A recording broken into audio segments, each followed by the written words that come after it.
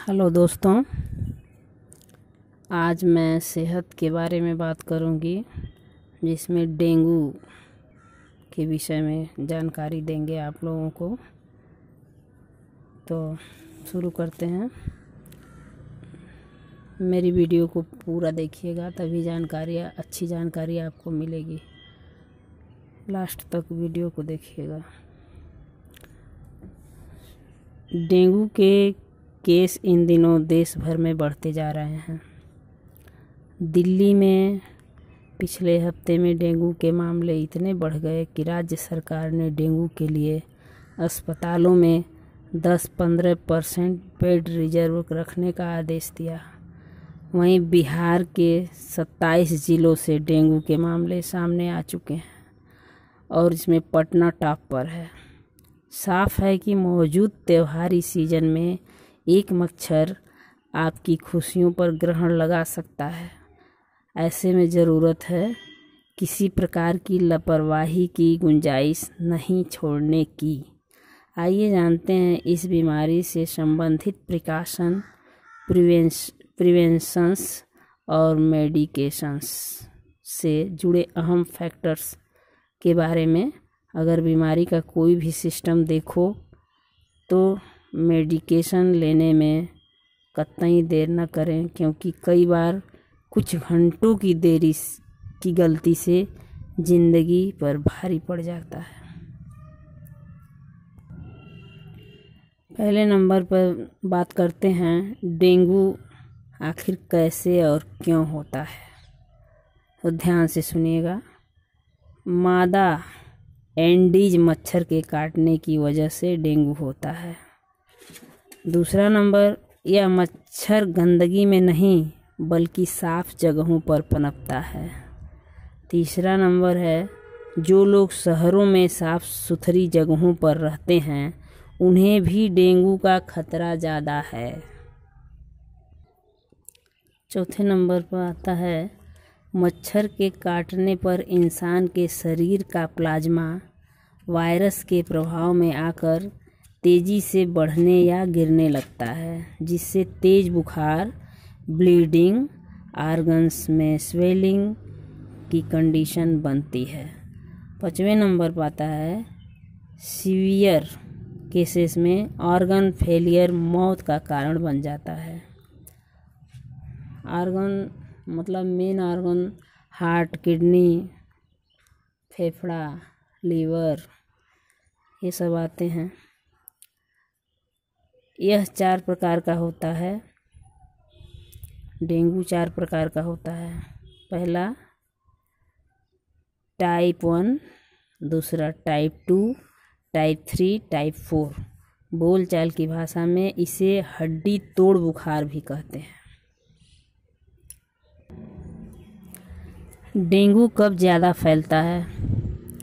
Dengue के सबसे ज़्यादा मामले जुलाई से अक्टूबर के महीने में देखने को मिलते हैं। कहने का मतलब यह है कि आम तौर पर डेंगू बारिश के मौसम में ही फैलता है। क्योंकि पिछले कई सालों से दिवाली के पहले यानी अक्टूबर के महीने तक बारिश हो रही है, ऐसी सिचुएशन में पानी जमा होने की वजह से इसके केस बढ़ने की आशंका ज़्यादा रहती है। डेंगू के लक्षण क्या होते हैं? तो डेंगू के लक्षण के बारे में हम आपको बता रहे हैं, ध्यान से सुनिएगा। लक्षण इस बात पर निर्भर करते हैं कि डेंगू बुखार किस प्रकार का है। डेंगू बुखार 3 प्रकार के होते हैं। पहला साधारण डेंगू बुखार, दूसरा डेंगू हेमरेजिक बुखार, तीसरा डेंगू शॉक सिंड्रोम। हेमरेजिक बुखार, इसमें नाक, मसूड़े और उल्टी से खून आता है। और डेंगू शॉक सिंड्रोम में इसमें मरीज बेचैन रहता है, कई बार होश खो देता है, इसमें ब्लड प्रेशर भी कम होने लगता है। साधारण डेंगू बुखार तो साधारण बुखार की तरह से रहता है, कभी उल्टी होगा, कभी दस्त होने लगेगा, फिर उल्टी में ब्लड आने लगेगा। तो साधारण सा बुखार में आदमी जान नहीं पाता है कि हमको क्या हुआ है, अस्पताल जाने के बाद ही पता चलता है। इन तीनों के 8 कॉमन लक्षण होते हैं। 3 प्रकार का जो बुखार होता है उस तीनों बुखार के 8 कॉमन लक्षण हैं जो सब में मिलते हैं। बताते हैं। सिर दर्द, मांसपेशियों और हड्डियों में दर्द, ठंड लगने के साथ बुखार चढ़ना, जी मिचलाना, उल्टी आना, आँखों के पीछे दर्द, स्किन पर लाल चकत्ते हो जाना, मुंह का स्वाद खराब हो जाना। ये तीनों प्रकार के बुखार में ये लक्षण है, ये कॉमन लक्षण है। जैसा भी आपको बुखार है, लेकिन ऐसा आपको होगा क्योंकि वायरस जो है शरीर में पनपते हैं तो भोजन का स्वाद भी नहीं मिलता है, जीभ का स्वाद मिलता नहीं है। अगर डेंगू का लक्षण दिखाई दे तो क्या करें? अपनी मर्जी से कोई ब्लड टेस्ट ना कराएं, तुरंत डॉक्टर के पास जाएं, लक्षण बताएं। अगर आपके पास पैसा नहीं है तो आप सरकारी अस्पताल जाइए, कहीं भी वहाँ टेस्ट होगा या वहाँ सुविधा है कि आपका ब्लड टेस्ट हो, बस आप लक्षण बताइए। मेडिकल कॉलेज जाइए, एम्स है, हमारे गोरखपुर में एम्स भी है, मेडिकल कॉलेज है उतना बड़ा, फिर जिला अस्पताल है। आप कहीं प्राइवेट डॉक्टरों के चक्कर में मत पड़िए, नहीं तो वो सब लूट लेंगे आपको। वह खुद आपका टेस्ट करवाएंगे।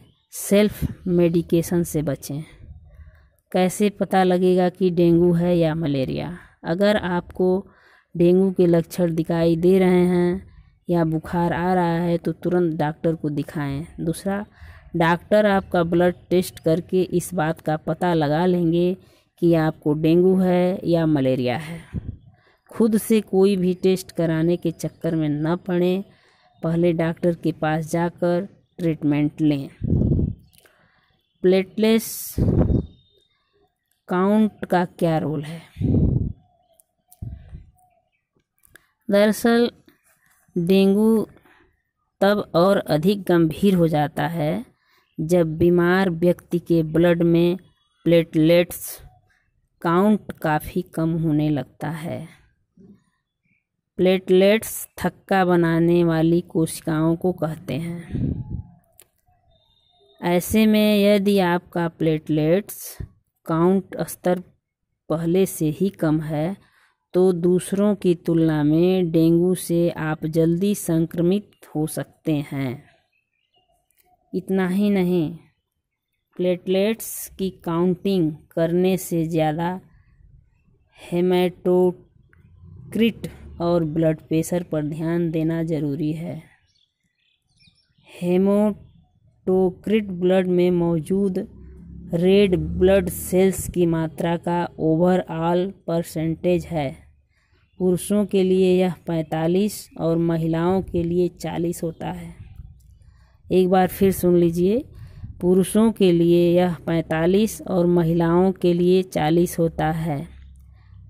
हेमाटोक्रिट ब्लड में मौजूद रेड ब्लड सेल्स की मात्रा का ओवरऑल परसेंटेज है।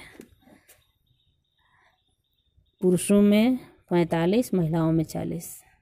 ऐसे में हेमाटोक्रिट बढ़ा है या नहीं, इसका पता कंप्लीट ब्लड काउंट टेस्ट यानी CBC से लग जाता है। ये ब्लड सैंपल लेकर किया जाता है। अगर डेंगू हो जाए तो इन बातों का ख्याल ज़रूर रखें। मरीज को डॉक्टर की सलाह पर और टाइम से दवा दें।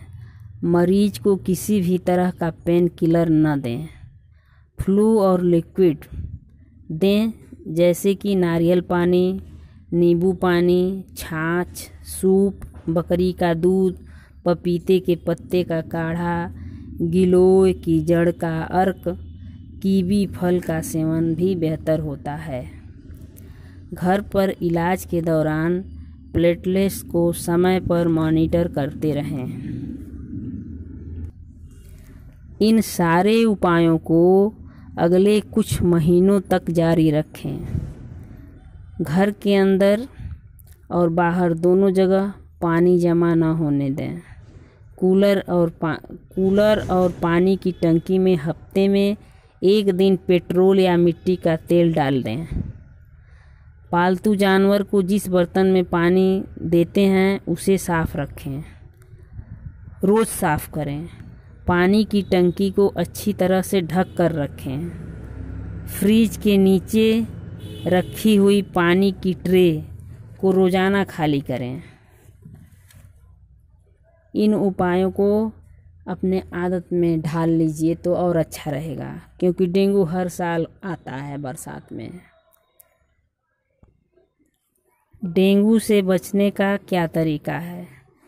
एंडीज मच्छर को पनपने न दें। पूरे ढके हुए कपड़े पहने ताकि मच्छर काट न पाएँ। घर पर मच्छरदानी का प्रयोग करें सोते समय। आम तौर पर यह दिन में ज़्यादा एक्टिव होते हैं। एंडीज मच्छर दिन में ज़्यादा एक्टिव होते हैं, ये दिन में ही काटते हैं। ऐसे में ओपन जगह जैसे पार्क, लॉन, स्टेडियम आदि में जा रहे हैं तो एहतियात बरतें।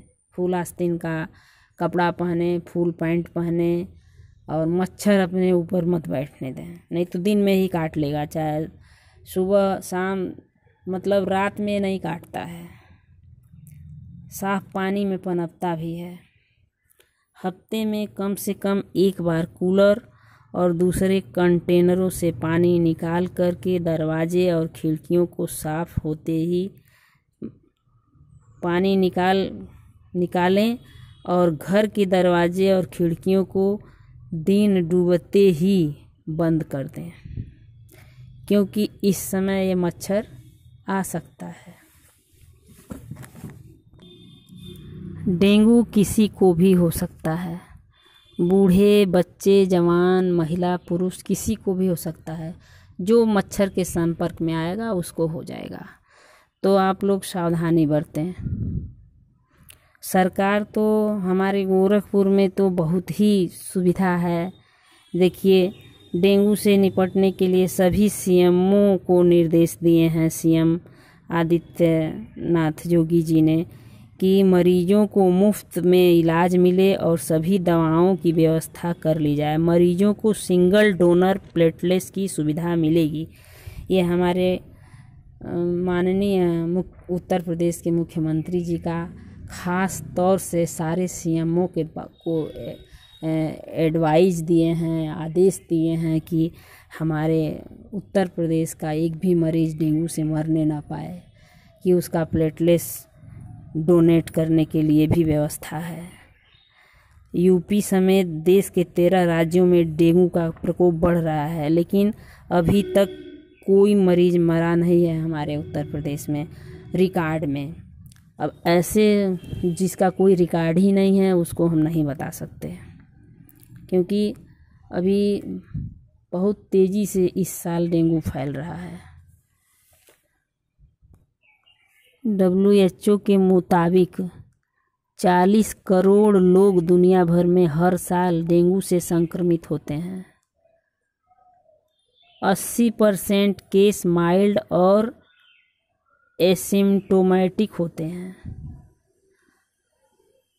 अमेरिका की सबसे बड़ी स्वास्थ्य agency centres for disease control and prevention यानी CDC के अनुसार 100 से अधिक देशों में होने वाली एक आम समस्या डेंगू है। 0.33% अरब लोग डेंगू इफेक्टेड एरिया में रहते हैं। 67,000 मामले सामने आए थे। अकेले भारत में 2019 में NVDBCP के आंकड़ों के मुताबिक 67,000 मामले सामने आए थे अकेले भारत में 2019 में। डेंगू के मामले में सावधानी हटी तो दुर्घटना घटी। अनहोनी घटी। क्योंकि देखिए सावधानी यही है, सिंपल सी, गरीब से गरीब आदमी, गंवार से गंवार आदमी ये सावधानी बरत सकता है। सोते समय मच्छरदानी लगाएं। दिन डूबने से पहले ही आप अपने जंगले, खिड़की और दरवाजे को बंद रखें। बाहर निकलें, खोलें फिर बंद कर दें ताकि मच्छर अंदर न आए। और घर में साफ़ पानी को रोज़ बदलें। जैसे चिड़िया को पानी रखते हैं, बाहर पानी रखते हैं किसी काम के लिए, उसको रोज़ गिरा दें। अपने जानवर के लिए जो पानी रखते हैं, कुत्ता बिल्ली जो भी पाले हैं, गाय बैल भैंस, उसका पानी रोज़ बदल दें। ये मच्छर, एक बार फिर बता रहे हैं, साफ़ पानी में पनपता है और दिन में काटता है। पूरे आस्तीन का कपड़ा पहने। आजकल जो है जुलाई से लेके अक्टूबर तक डेंगू बहुत ज़्यादा फैलता है। तो इस समय बस थोड़े दिन की और बात है, जब ठंडी पड़ने लगेगी तो फिर डेंगू नहीं होगा किसी को। डेंगू का लार्वा जो है कुछ तापमान में नहीं पनपता है। अभी मैं बताती हूँ कि गर्मी कितना चाहिए और कितना ठंडी में डेंगू का लार्वा पनपता है। कोई भी आप लोग हैं, मॉर्निंग वॉक पर जा रहे हैं तो फुल आस्तीन का कपड़ा ज़रूर पहन करके वॉक करने जाएं। क्योंकि हर उम्र के लोगों को हो जा रहा है ये बीमारी। अभी हमारे गोरखपुर में बहुत ज़्यादा पेशेंट मिले हैं, लेकिन सारे पेशेंट ठीक हो गए हैं। जिसमें कुछ का इलाज चल रहा है, कुछ ठीक हो गए हैं और सिर्फ एक पेशेंट की मौत हुई है, और भी शायद इसी हफ्ते में। उनको और भी बीमारी पहले से थी, इसलिए 15 वर्ष के 11 बच्चे थे, 60 वर्ष के 47 थे, 60 वर्ष से ऊपर के 1 मरीज थे। जो 1 मरीज वही हमारे गोरखपुर में एक्सपायर हुआ है डेंगू से। और कुछ और जानकारियों को लेकर के मैं अगले वीडियो में आऊँगी। लेकिन अभी हमको बताना है कि कितना तापमान होने तक आप लोग सावधानी बरतें, नहीं तो डेंगू किसी को छोड़ेगा नहीं। और डेंगू में संभलना, दवा से संभलना बहुत मुश्किल है। परहेज ही इसका इलाज है। परहेज करिए, डेंगू मच्छर के काटने से बचिए। डेंगू का मच्छर 35 डिग्री सेल्सियस पर ज़िंदा नहीं रहता है। 35 डिग्री सेल्सियस जब तापमान हो जाता है तो ज़िंदा नहीं रहता है, एक्टिव नहीं रहता है, अगर रहता भी है तो। और 8 डिग्री से कम जब तापमान होता है तो भी वो ज़िंदा नहीं रहता है। तो इसके बीच का जो तापमान रहता है 8 से ज़्यादा और 35 से ज़्यादा, हाँ, तो डेंगू का प्रकोप ज़्यादा बढ़ता है। तो फिर हम मिलते हैं सेहत के विषय में अगली वीडियो में। डेंगू पर ही लेकर के मैं फिर उपस्थित होंगी। तब तक के लिए जय हिंद।